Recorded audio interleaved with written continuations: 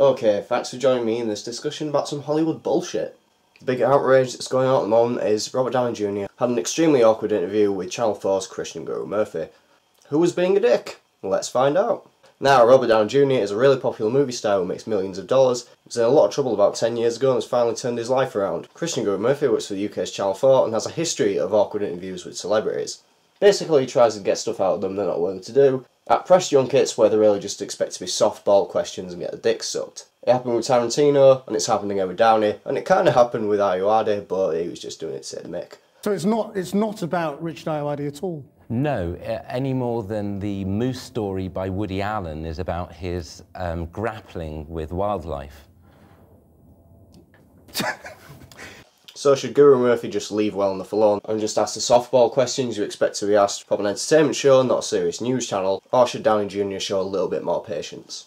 You can't really expect either of those things. Channel 4, they can be a bit more serious and probing, or they can have segments where Charlie Brooker tries to teach Jon Snow how to play Lego Marvel superheroes. With respect, you're like a dog at the controls of a helicopter. Extra jump, it's telling you press extra jump. There you go. Oh my goodness me. Downey Jr. was pretty gracious, even though he was starting to feel extremely awkward until he stormed out. So Guru-Murthy does start off with the press junket sort of questions, but he gets more into it, asking him about the parallels between, Stark, who was an alcoholic, and Downey Jr. who was addicted to drugs. I'm not saying that I'm such a fantasist that I felt like I was Tony Stark, but I felt like it was my persona. But none of us are our personas. Murphy brings up his father, that seems to be the clincher. With your father and the role of all of that in, the dark periods you entered, and taking drugs and drinking and all of that. Downey Jr. walking off because it was getting uncomfortable, that's fine. Really the problem with this is actors expecting that they can just get softball questions whenever they're in a press junket environment, where they have so many journalists line up one after another and they get the same question over and over and over again. Maybe they feel a bit ambushed when they get something else which is a bit more serious, fair enough. But they can't expect to have a personal life that's been this sordid and when they're this influential a person to people and have it be off limits forever. That's ridiculous, and when it's a journalist's job with a more serious programme like Channel 4 News to go after this sort of thing, maybe they should expect it more. But maybe the millionaire who has had a tough time and he's come out of it very well, he's charming, self-effacing, maybe he doesn't need all his fans to be white knighting him. Maybe it shouldn't be the accepted rule that celebrities get to be treated with kid gloves all the time. So yeah, that sort of questioning, fine. Channel 4 News, you wouldn't expect them to just be sucking up to people in interviews, don't even know why they were trying to promote a film. This was obviously why they went into it in the first place, which is the same as with Tarantino. Why they went into that in the first place was for the discussion about violence, which was a big thing in the media at that time. But Downey Jr. at least handled it with some grace, instead of the way Tarantino did. Because I refuse your question. I'm not your slave and you're not my master.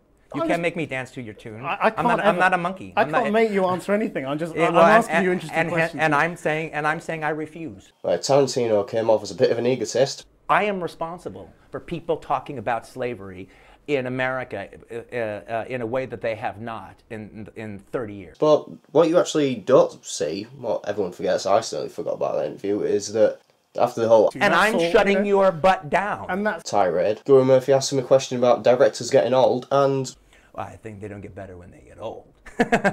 I think I'm still in the sweet spot. Well, I hope. That's up to everyone to decide. Am I? Tarantino's fine with it. He starts to enjoy the question, he starts to enjoy the sound of his own voice again. Maybe it buffed his ego up a bit, I don't know. Quentin Tarantino, thank you very much. Thank you. It's something that comes across in both interviews, and Ayoade picked up on. Because I'm here to sell my movie. This is a commercial for the movie, make no mistake.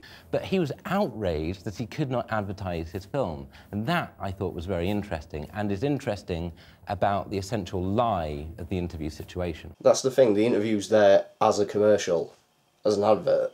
They don't come into these things actually expecting to say anything meaningful about areas of life outside this film. Got a little script they can stick to, some talking points.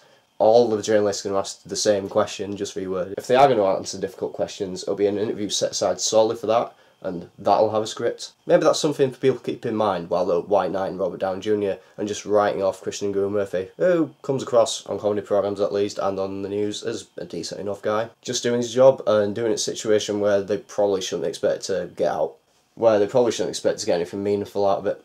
Moral of the story is maybe not white knight actors, and maybe just give up on press junkets as anywhere to find anything substantial. Anyway, that's some bollocks from Hollywood this week. Thank you very much indeed for coming. Don't thank me, I've done nothing for you.